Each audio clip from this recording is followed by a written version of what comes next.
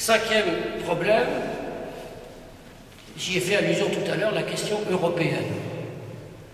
J'en parle maintenant, non seulement parce qu'on est européen et que donc ça nous intéresse, mais parce que cette construction européenne a représenté pour le monde entier un modèle politique absolument remarquable. La réconciliation franco-allemande, puisque ça part de là, la réconciliation franco-allemande, la création d'un grand marché, d'une économie commune, l'abaissement des frontières avec Schengen, la construction d'une sorte de monstruosité politique dont apparemment jusqu'à présent les Européens étaient contents. Par monstruosité politique, je veux dire cette Union européenne qui n'est pas un État, qui est quand même un peu un État, qui est un peu fédéral, qui est un peu confédéral, qui fonctionne sur un système d'État-nation, mais qui fonctionne aussi avec... Juridiquement, pour les juristes, c'est un truc absolument incompréhensible, mais ça marchait. Bien sûr, on est rentré dans une profonde crise, vous la connaissez autant que moi, et j'allais dire que c'est une crise qui est dure pour nous, je le répète, mais qui est dure aussi pour le monde qui prenait modèle sur cette crise. Cette crise, elle renvoie à quoi? Elle renvoie à plusieurs choses. La construction européenne, c'était une manière de construire la paix, mais les nouvelles générations ne le savent pas.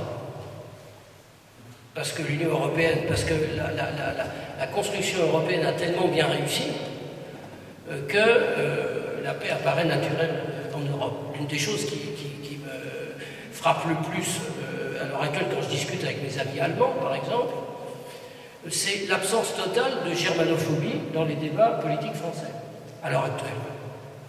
C'est pas pour ça qu'on ne peut pas dire des saloperies sur les Allemands. On ne peut pas dire Merkel ceci, Merkel cela, etc. Mais dans le débat politique français à l'heure actuelle, il n'y a pas de germanophobie. Les Allemands craignaient beaucoup cette possible germanophobie française. Il n'y en a pas. Quand on pense d'où on vient, c'est quelque chose d'absolument fantastique.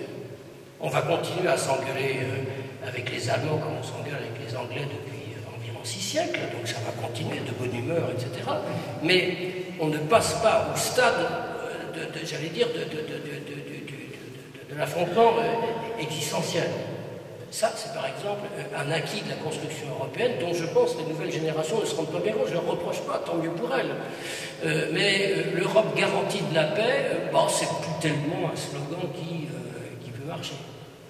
L'Europe garantie de la prospérité, ça a du plomb dans l'aile. L'Europe vis-à-vis des opinions publiques à l'heure actuelle apparaît plutôt comme celle qui entraîne les... je ne dis pas que c'est vrai, mais qui entraîne vers le bas les économies européennes. À tort ou à raison, ça c'est autre chose. L'Europe n'est plus un projet mobilisateur.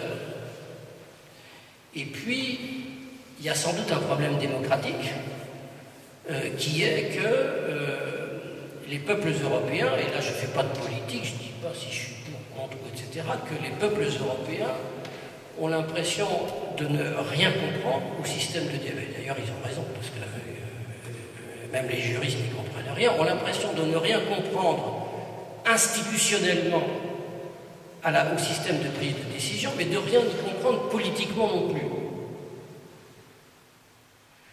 Sinon, pourquoi serait-il interdit de demander aux peuples européens ce qu'ils pensent des décisions européennes? Or, il apparaît à l'heure actuelle que l'un des principaux scandales possibles, c'est qu'on interroge les peuples européens sur les décisions qui sont prises par l'Union européenne. Et il y a quelque chose qui ne va pas. Je sais bien que les référendums peuvent être démagogiques, plébiscitaires, etc., mais il y a quelque chose qui ne va pas. On ne peut pas indéfiniment construire une création européenne sans que les peuples, je ne fais pas de populisme en disant ça, sans que les peuples s'y reconnaissent. Et il y a un vrai problème à cet égard. Alors, le problème, il consiste à essayer d'identifier les éléments du rebond, parce qu'il est parfaitement possible que le projet européen rebondisse, parce que la déconstruction européenne serait évidemment une tragédie historique, au sens fort du terme, une tragédie pour nous, mais une fois encore, une tragédie bien au-delà de nos frontières.